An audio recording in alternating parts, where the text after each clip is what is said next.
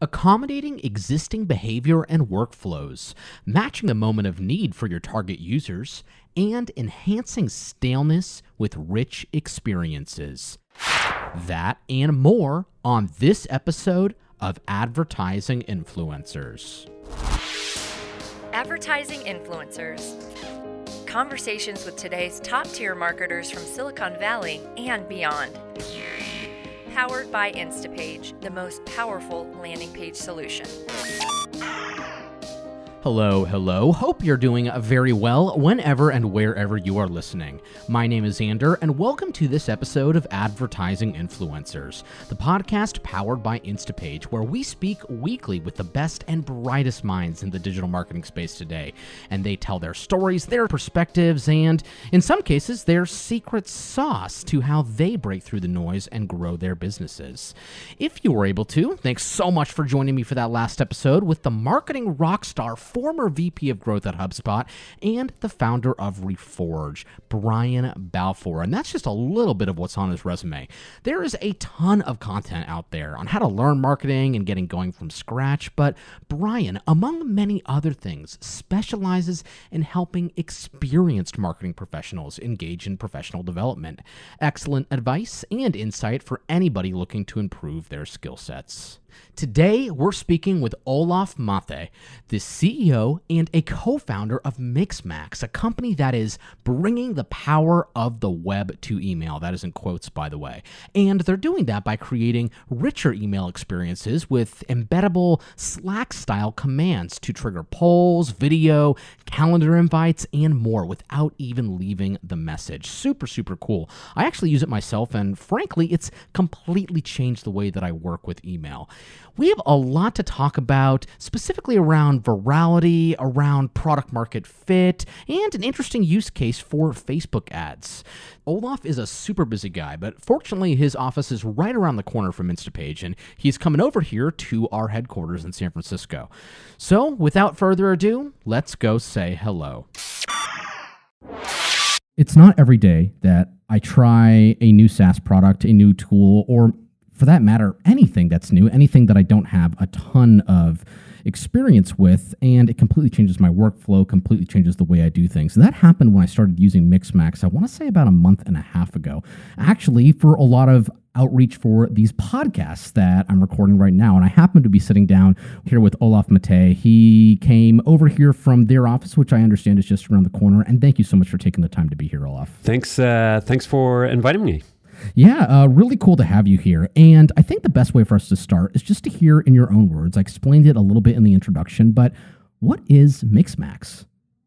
Yeah, well, Mixmax is, we like to think about a number of ways. The future of communication, a platform for all of your external communication, and above all, a way to kind of automate away all the tedium that you have in your life. So literally, you don't have to spend any time on admin. So give us an example of what that literally looks like. I mean, I could list off a few, but of course I want to hear it from you. Totally.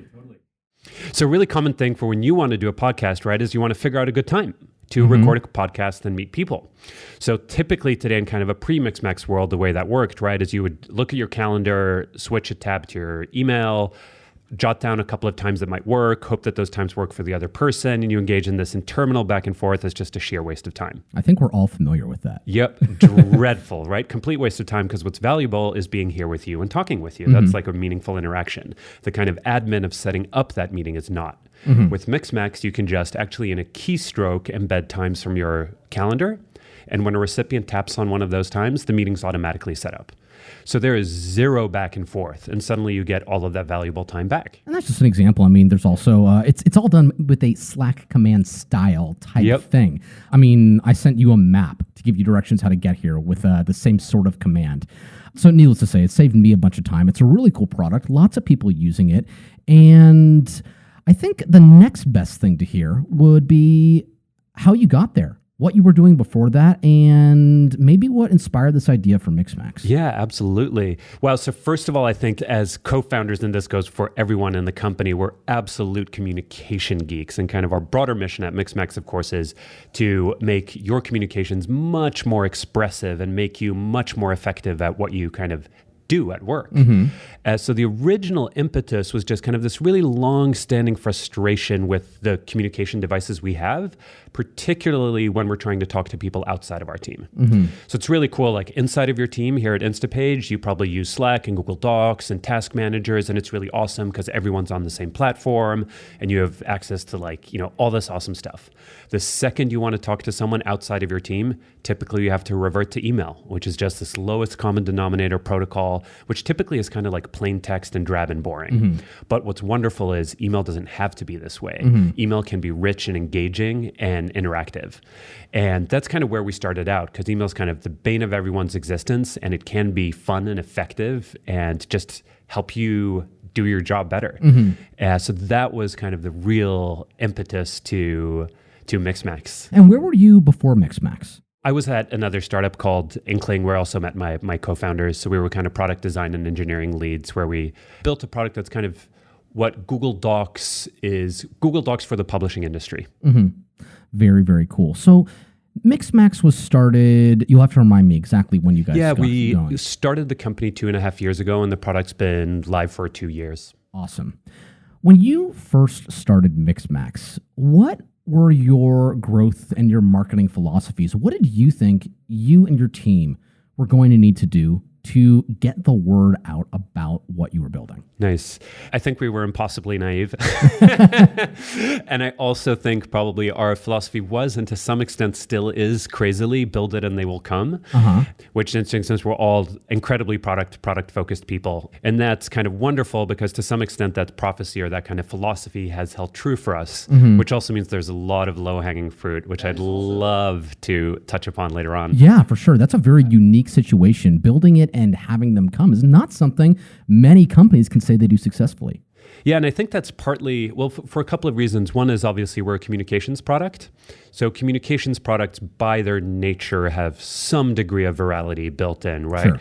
Whereas if you're doing some HR product, the likelihood is you have like zero virality because that's, it's HR. So we're pretty lucky there. Then I think another aspect, and this kind of goes to kind of the core of Mixmax when we started the company too, goes to the kind of richness and expressiveness of what you can do. So as you mentioned, right, messages sent with Mixmax, emails sent with Mixmax are just infinitely richer and more notable than kind of other emails you might get and receive. So there is some degree of kind of inherent virality in the product that way, even though that's just a tiny part of what the product does overall. So I think that's helped as well. So you say, your philosophy, I guess, when you got started was build it and they will come. Obviously, to a very strong degree, that is true. What are some of the other things that you've noticed have really assisted in you guys breaking through the noise in the way that you have?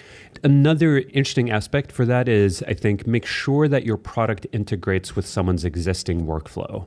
So I think that's a challenge every entrepreneur has, is like you're inventing something new, you're building something that perhaps didn't exist before, and as such, likelihood is that, most apps that launch are like some kind of standalone product, and that just introduces a lot of overhead for the user or the buyer of the product, right? Because they have to kind of recognize this thing and start using it as a standalone product, no matter how awesome it is.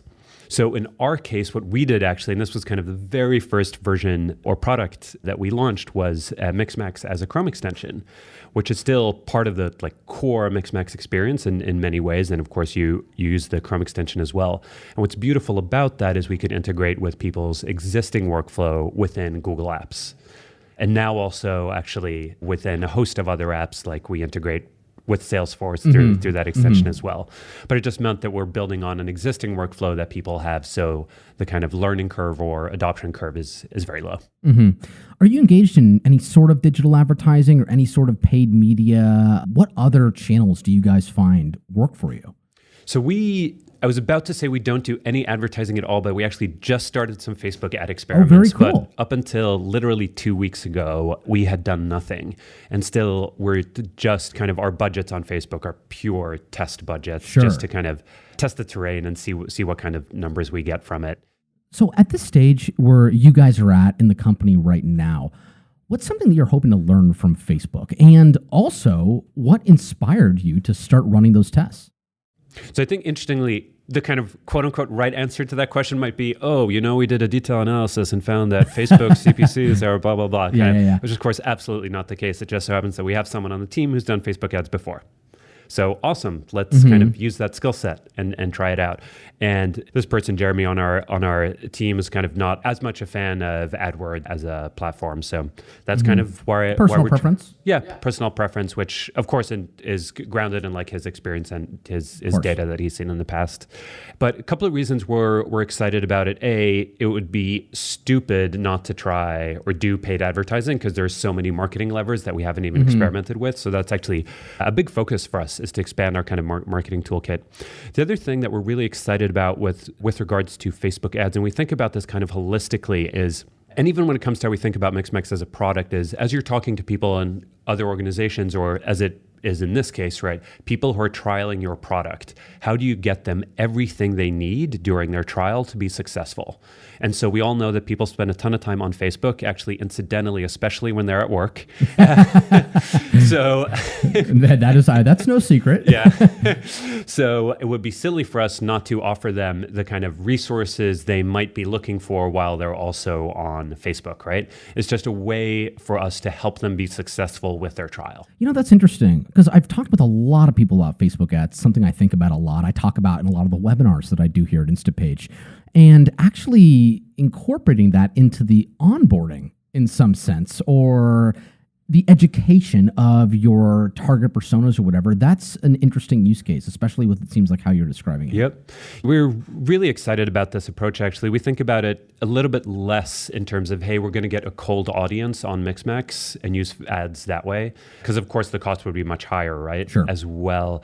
The kind of way we like to think about it is purely in the trial sense. So when we have folks that start a trial, how do we increase the conversion rate through ads? And above all, kind of the way to do that, our current philosophy is, let's make sure we get people the kind of resources they need to be successful. Because no matter how much we might be, prompting people with in-app chat ads or, marketing automation by email or other channels, there is this other channel where people spend a lot of time. So it's a great way to kind of help them along the way. So it seems like what you're saying with a few of the things that you've mentioned so far, especially fitting in with people's workflows, which, I mean, that's what Instapage really focuses on as well. Our whole thing, one of our whole things is whatever your marketing stack is, it'll work, Right. It seems like with that and proactively providing people with what they need, I'm trying to think of the best way to kind of summarize those two things, but that proactivity of making it easy for people to start using a product without having this barrier of entry is something that seems very important to everything you guys are doing. Yep. Yeah, that's 100% core. And I think we have a ton of work to do with this, sure, in this domain. So obviously as we speak about this, a part of it's also aspirational, right? But I mean, like a big marketing challenge for us is actually just producing kind of the collateral, for lack of a better word, right? That helps our customers be more successful. So what kind of collateral is that? And that kind of ties into my next question about what is going on with email as it relates to the marketing efforts within an organization. Whoa, big question. Yeah, that's exactly why I asked it. So perhaps I'll just tie that one down Sure. a little bit, such an unruly beast there. But what's going on with regards to email in a marketing organization? So a couple of things that I'm personally really excited about. One, of course, is kind of personalization. And the other one is kind of, not to be too jargony, but increasing the kind of collaboration between marketing and sales in a deeper way. So obviously one thing that's kind of beautiful and something that we're really excited about, since it's a core focus of Mixmax, is how can you, to a maximum extent, kind of personalize the way you interact with customers. So the Facebook ads is actually a pretty good example, because we hook it up to analytics they've done in the product. So if people have been using our sequences or setting up a lot of meetings, but perhaps not used reminders and understood how they can use those to never miss a follow-up, for example, well, perhaps prompt content that's related to that in their overall journey for ads. And likewise, actually, anyone who is kind of a warm lead on a trial and turns out to be is very likely to be a high-value customer, we automatically route them on very high-value sequences that are actually completely customized with liquid markup. Wow. So they get highly customized messages, but we actually don't have anyone writing these. Don't tell anyone. The sequences, by the way, why don't you explain that just so people have a little bit of context? So sequences are kind of powerful workflows within Mixmax that you can set up. And the goal there is there are just so many workflows that we have today that could be automated, but there aren't automated. So a beautiful example in Mixmax is as a new trial user, you sign up, we know that you're based on kind of your characteristics as a sign-up, you're very likely to buy. We put you on kind of a mixture of an automated drip campaign and kind of other touch points within the product. And we actually don't necessarily interact with you in person until you've scheduled a meeting through Mixmax and it ends up on our calendars. But I would never know that. But you would never know that. Yeah. And my guess is you probably wouldn't care either. Well, that might be true, but there certainly is, as a marketer, and I imagine a lot of the companies that are considering using Mixmax as a solution. As a marketer, I appreciate when a company is taking the effort to go into personalization. One of the things that I spend a tremendous amount of time talking about here at Instapage is advertising personalization and marketing personalization just in general. So even though I see emails and I recognize that there are, maybe it is super personalized and I know like, okay, there's obviously some AI behind this or there's some sort of automation that's built into it.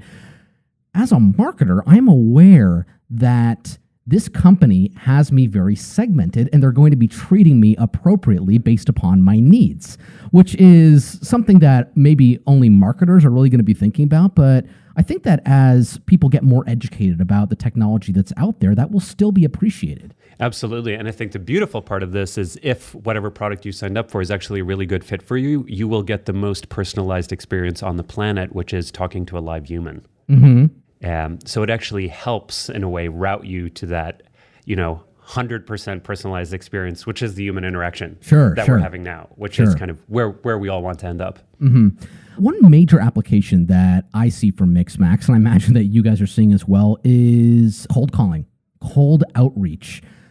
A lot of people in the past, few years, there's been some thought leadership around cold calling is dead. It's all about inbound. It's all about generating leads, demand generation, etc.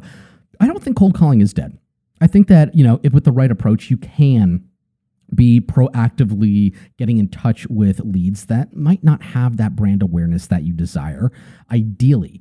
What are you seeing right now going on in that space? Maybe how Mixmax is changing that, how people are approaching the concept of a cold outreach for sale or partnership opportunity? Yep. Well, I think and I don't think this is by any way a novel reflection, but I think one of the reasons there was kind of a backlash around it was that it became a little bit too spammy and a little bit too direct, right? So it's all about, are you actually have you done your research to reach a, fairly targeted audience to start with? And how do you warm someone up? And how are you providing value to someone? So whatever it is you're selling or whatever the reason is you're reaching out to someone, perhaps you want to educate them about the overall problem space that you're helping them with, or it can just be as direct as, here is where my expertise happens to be. And, I noticed that I went on your site and I noticed that here are two things that I think you guys could improve on overall. And here is how I can help, right? Versus we're a software that does X and we think, here are two features that you would benefit from. Mm-hmm. So I think it's a little bit probably more about how you approach someone in the cold outreach per se. Mm-hmm. How are you seeing that might change? Do you think that there are any pending changes with that kind of thing? Or is there anything you'd like that you think you want to elaborate on there? Yeah. So a couple of things that we get really excited about, actually, particularly for cold outreach. And one of the things that we love and we spend a lot of time thinking about at Mixmax is not only, of course, how can we make kind of outreach based on inbound better, but how can we make cold outreach much more just interesting and compelling to receive? So, and this goes to kind of the core issue, I think, of kind of email as a medium being just so like dry in a sense. And that is, how can you send a message that really engages someone? So a wonderful way to engage someone is embedding a video in a message. That's trivial to do. You can do it with the / command in Mixmax. The video will play directly inside of the message, and you can embed a whole other host of rich media, be it articles, surveys, polls, GIFs, you have it. Now, what's beautiful about this is pun intended with the word beautiful, by the way. Not only does it actually look better, so it's more eye-catching, right? Is it actually has real meaning. So if you're trying to tell the story of, why Instapage matters in your case, perhaps you can embed a, customer testimonial around how Instapage was transformational for, some company. Awesome. Much richer than anything you could do before, or especially linking out to video. And perhaps last on this, one thing that we see a lot of teams having success with is actually embedding simple polls or just like yes/no questions with simple like tap answers in messages. And we see people having a lot of success when they do this in kind of their third, fourth message and kind of a outbound drip campaign. And it's really simple things. It's kind of like, hey, I haven't heard from you yet. Say you're a payments company, right? Let me know if payments is a priority for you, and if so, when. And people can just tap next month, in 2 months, next quarter, next 6 months, or I'm not interested, thanks. And just that simplicity of response, which is just a tap versus hitting reply, typing out some long message, you will 3 to 5x your response rate just with that. And that's amazing. Beautiful, right? Because it updates the field in Salesforce. You know that this lead is actually not dead, but that you're just wrong in timing. And half of success is showing up at the right time. Right. So it's awesome if you can just have that response actually mean that they get queued up in another drip campaign to start in, 3 months or something like that when they're ready. It's really interesting that you mention creating this richness out of something that is very often very stale. I think that there are so many new ways to do things. And I say that in a very broad way that I think that a lot of the magic sometimes disappears. I mean, email is no way in a novel thing anymore. When I got my Hotmail account for the first time, way long ago, it was different. But simply adding some more flavor to an experience is actually a very powerful brand and marketing technique. That's really, really interesting. We only have a couple minutes left, so I got a few more questions I want to ask you. One of those, we've kind of talked about this a little bit, but what do you see in general as the future of advertising, future of marketing? Where is all of this going? And there's no right or wrong answer here. Yeah. So many different angles to explore there. Well, one thing obviously I'm really excited about, which I touched upon earlier, is kind of thinking about ads less as a medium to get completely cold users and more as yet another way to push someone down a purchasing funnel, and kind of what we spoke about how you get people more engaged in the trial through ads in good ways, which is kind of a great way to use content marketing, which everyone knows that you kind of get better results from content marketing versus ads on Facebook. Sure. So that's one piece. The other piece is kind of big believer in ways to rapidly personalize outreach to even hundreds of people. Be it through liquid markup is kind of one way, but a lot of kind of the existing legacy tooling that we've had for drip campaigns hasn't enabled us to kind of add a personal touch in a really rapid way. So this is something we're driving at Mixmax, where perhaps you have 100 people you're reaching out to. Still in 5 minutes, you can flip through every single message and add some personal flourish to each of them. So that's something big believers in. Well, Olaf, it's been a pleasure having you in our office. Thank you so much for taking the time out of your day to take the short walk over here. My last question for you is, as marketers, as everyone who's listening to this episode, what can we do to help you out? What can we do to help out the marketing community as a whole, either or? Wow, I would almost want to say something completely self-serving there, but that's fine too. Well, actually, I'll start with the non-self-serving thing. Sure. Firstly, I'm excited by I think this podcast is actually a great example because I'm really excited about knowledge sharing broadly in the community. And I'm also really excited about, for example, there are some spaces in San Francisco, for example, the SaaStr co-selling space that kind of focuses uniquely on kind of SaaS companies and marketers to get together and work out of similar spaces and kind of cross-pollinate and share learnings. So I get really excited about that. It's interesting that you guys share office with Prezi, although your businesses are like very dissimilar. I'm sure there's some like kind of cross-pollination there. Yeah. I mean, we talk all the time. We see what other teams are working on and stuff. So totally. Yeah. And that's actually what I think is kind of one of the beauties of being out in San Francisco, even though everything's ridiculously expensive, right?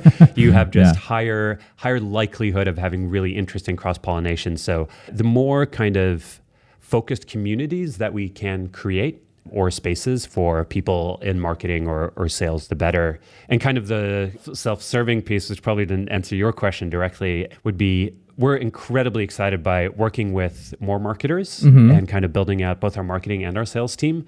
So if you're a marketing pro or a sales whiz and are interested in creating the future of communication, feel free to reach out to us at Mixmax, careers@Mixmax. Awesome. Olaf, once again, thank you so much. Awesome conversation, and I'm sure we'll talk soon. Awesome. Thanks so much, Ander. Have a good one. Here are some of the takeaways from our conversation with Olaf. Accommodate existing behavior and workflows. Whether you are marketing a business or a consumer-facing product, it's likely that you are providing an opportunity that dramatically alters a process or workflow, instead of replacing an existing product. In this case, it's essential to do everything within your power to fit into the existing workflows or processes of your target audience. This is especially true when introducing new technology or a new concept that has not previously been considered.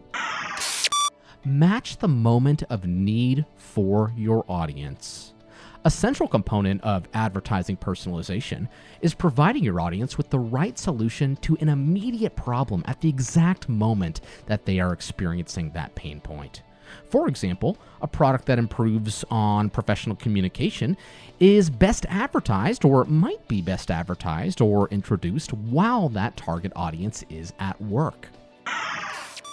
Enhance staleness with rich experiences. It's easy to take for granted all of the many tools, technologies, and experiences that we use and encounter daily as professionals and consumers.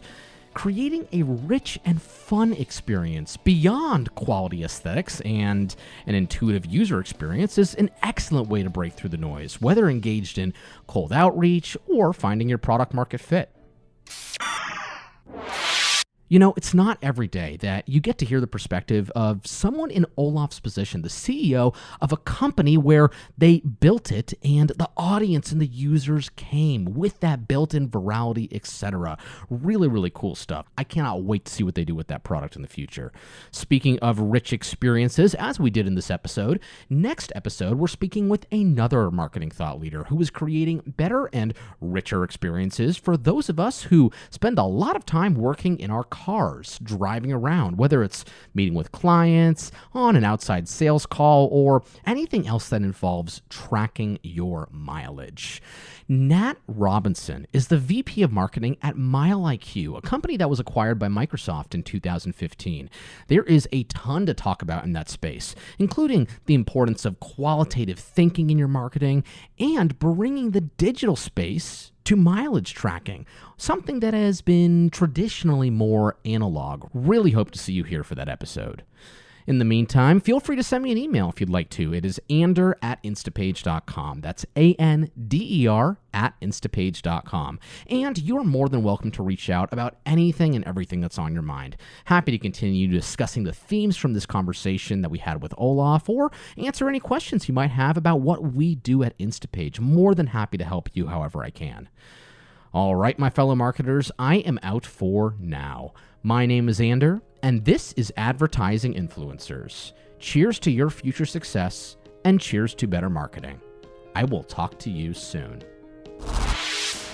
Advertising Influencers. Conversations with today's top-tier marketers from Silicon Valley and beyond. Powered by Instapage, the most powerful landing page solution.